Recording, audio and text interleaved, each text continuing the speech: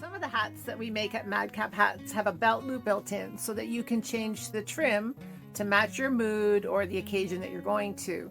So if you're thinking of one of these hats that have the belt loop, or if you have one already, I'm just going to show you how I tie the scarf before it leaves the studio and makes its way to you.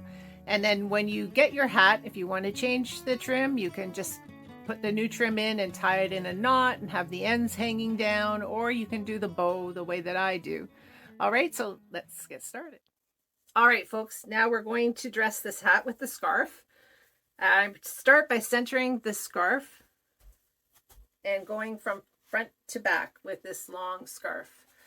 So I'm going to just feed each end through a belt loop,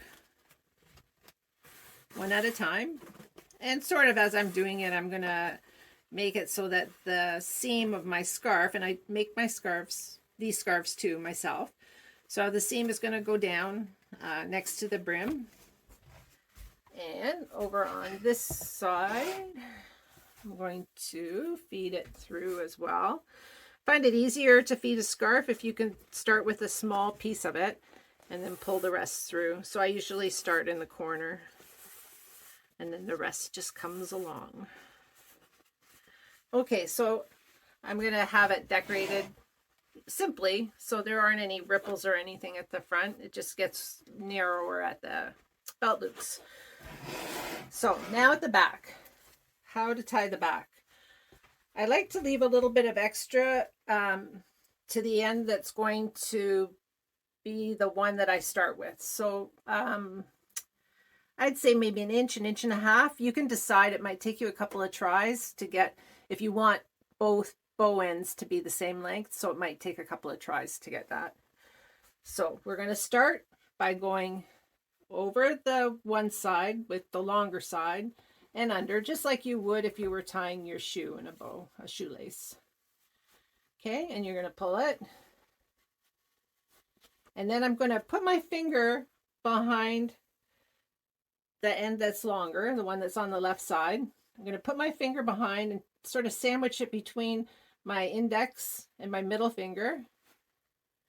And then I'm going to bring this loop behind it, pull out that first loop, and create a bow. And I find that this bow stays tied, like it doesn't fall apart. Now you can make the little loops in the bow shorter or longer. I mean, you can decide. And this is a point where you might want to try experimenting with how much extra you leave. I don't really like everything matchy-matchy. I kind of like the boho look and the softer look of a bow that's a little bit irregular. So the ends aren't quite the same. So this is going to be Emily's hat. And this is how she ordered it, and this is how she'll get it. But now she has a video to watch on how to dress it. So now we're going to dress it with another scarf and we'll just tie that in a knot. Now here's a different look. This is one of the scarf choices now on the website while I still have some fabric. It's black with red roses. It's quite pretty. So for this one, I'm just going to tie it in a simple knot at the back. I've already fed it through the belt loops. I'm going to maybe just give a little bit more on the left side, my left side, the part that's going to go over and under. So just like you would go over and under the right one. And I'm just going to tie a simple knot. So I'm going to bring that longer one back, sort of pull it over top of the one piece that's underneath and just tie it in a knot like that. So you get a little bit more of a finished knot, almost like a tie knot.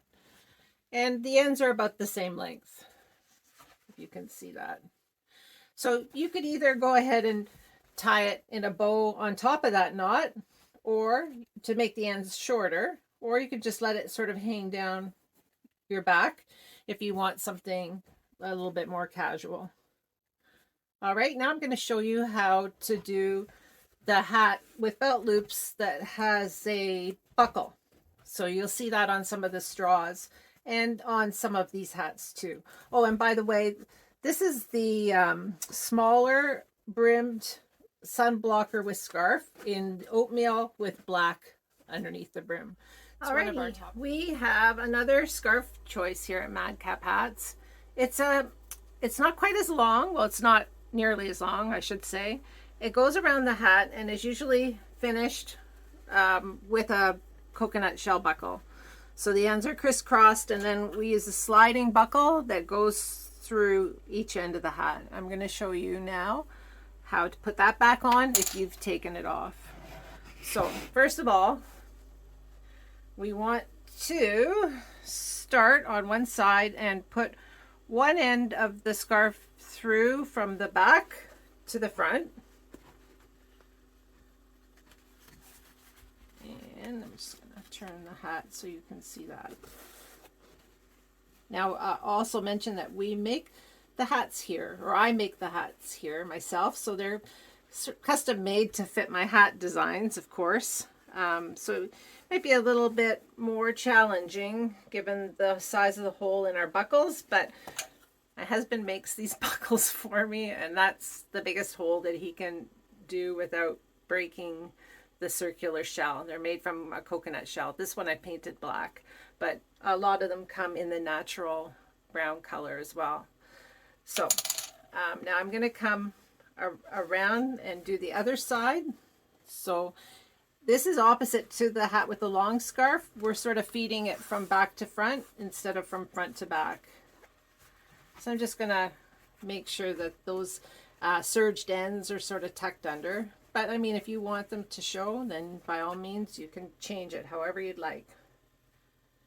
And then I've got two ends now, and I want them to cross like that. So I'm going to slide the buckle onto the piece that's coming from the back of the hat, or facing from the back of the hat to the front, the shorter piece that's just beside this belt loop.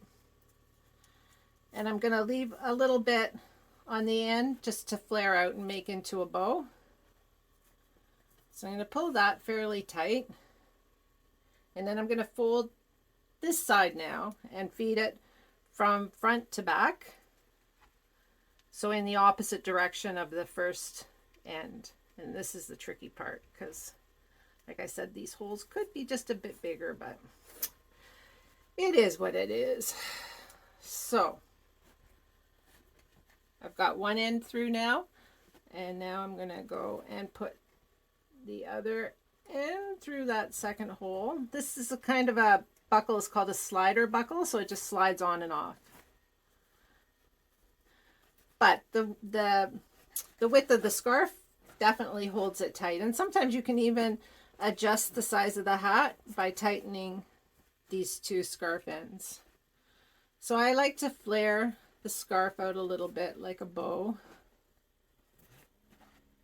like that.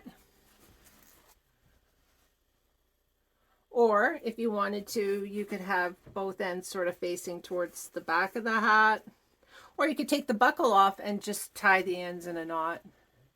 Either way, this hat gives you lots of choices too, because you can now take the scarf off and put on a scarf from your own collection.